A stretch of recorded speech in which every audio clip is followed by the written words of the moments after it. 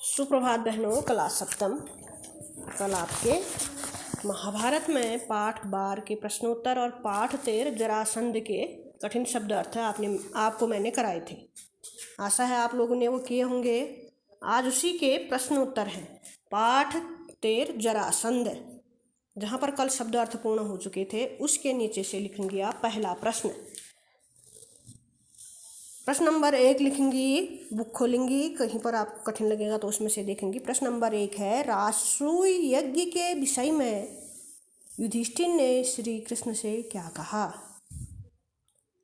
राजसूय यज्ञ के विषय में युधिष्ठिर ने श्री कृष्ण से क्या कहा? राजसूय यज्ञ माने सम्राट बनने की अभिलाषा से किया जाने वाला यज्ञ। कल मैंने कठिन शब्द अर्थ लिखाए थे, तो इसका उत्तर लिखेंगी, राजसूय यज्ञ के विषय में युधिष्ठिर ने श्री कृष्ण से कहा कि मित्रों का कहना है कि मैं राजसूय यज्ञ करके सम्राट पद प्राप्त करूं। अर्थात युधिष्ठिर ने श्री कृष्ण से कहा, क्या कहा? युधिष्ठिर ने श्री कृष्ण ने कहा कि मित्रों का कहना है कि मैं राजसूय यज्ञ करके सम्राट पद प्राप्त करूं, पूर्ण विराम। परंतु राजसूय यज्ञ तो वही कर सकता है जो सारे संसार के राजाओं का पूज्य हो, जो सारे संसार के राजाओं का पूज्य हो और उनके द्वारा सम्मानित हो,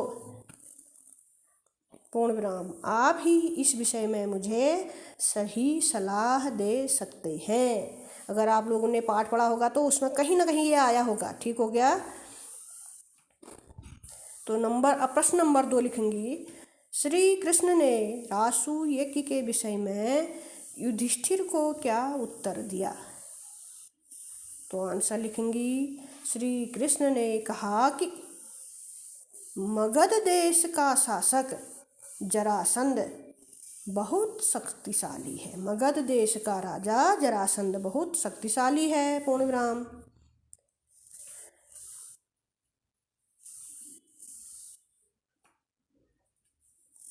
पूर्ण विराम करके आगे लिखेंगी, अनेक राजा जरासंध के बंदी गृह में बंद हैं।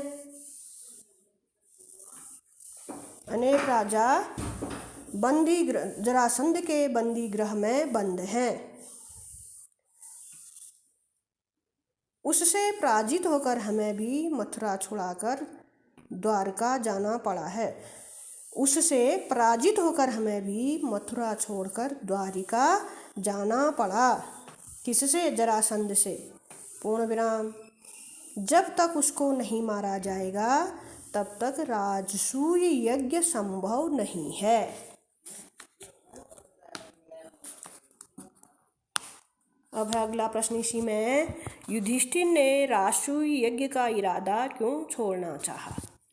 अर्थात युधिष्ठिर राजसूय यज्ञ क्यों नहीं करना चाहते थे? तो इसका उत्तर लिखिए, जब युधिष्ठिर को कृष्ण, भीम व अर्जुन की बातों से यह अंदेशा हुआ कि राजसूय यज्ञ करने के लिए कई लोगों के प्राणों तक की बाजी लगानी पड़ेगी, उन्हें इस इरादे को त्याग देना ही उचित समझा। उन्होंने इस इरादे को त्याग देना ही उचित समझा। ये क्या है? इस पाठ के प्रश्नोत्तर है। अब इस प्रश्नों के उत्तरों को करने के बाद आप लिखेंगी 2-3 लाइन छोड़ के नीचे से, पाठ 14 शकुनी का प्रवेश। शकुनी कौन थे? शकुनी दुर्योधन का मामा था, गांधारी का भाई।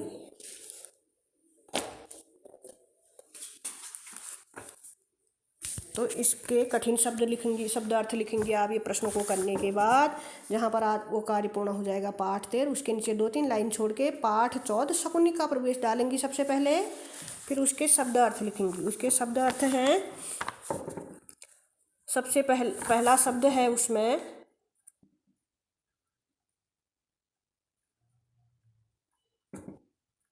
सबसे पहले शब्द लिखेंगी ऐश्वर्य। ऐश्वर्य माने धन दौलत। ऐश्वर्य माने धन दौलत। फिर लिखेंगी व्यर्थ, व्यर्थ आधा व य थ के पीछे से र, व्यर्थ माने बेकार। फिर है अगला शब्द परम मित्र, परम मित्र माने प्रिय दोस्त, परम मित्र माने प्रिय दोस्त। फिर है बेचैन, बेचैन माने व्याकुल, बेचैन माने व्याकुल। अगला शब्द है असह्य, अ सौ से ह में हलंत य, असह्य अर्थात आधा हो, असह्य माने जो सहा न जा सके, असह्य माने जो सहा न जा सके। फिर अगला शब्द है सांत्वना, सांत्वना माने सांत्वना देना माने हौसला देना, सांत्वना देना, फिर उसका अर्थ है हौसला देना। अगला शब्द है सहज, सहज माने स्वाभाविक, सहज माने स्वाभाविक। फिर है एक शब्द और राय, राय माने सलाह, राय माने सलाह, राय माने सलाह। ये इस पाठ के क्या हैं, कठिन शब्द अर्थ। आपको पाठ 13 के 2-3 प्रश्नोत्तर लिख के इस पाठ के कठिन शब्द अर्थ जो मैंने करा रखे अभी ये करने हैं। उसके बाद आपको पढ़ना है पाठ 14 शकुनी का प्रवेश। ठीक हो गया, इसको पढ़ेंगी तो कल फिर इसमें से प्रश्न उत्तर मैं आपको कराऊंगी और पूछूंगी भी बीच में, जिसने पढ़ा होगा उसको आएगा।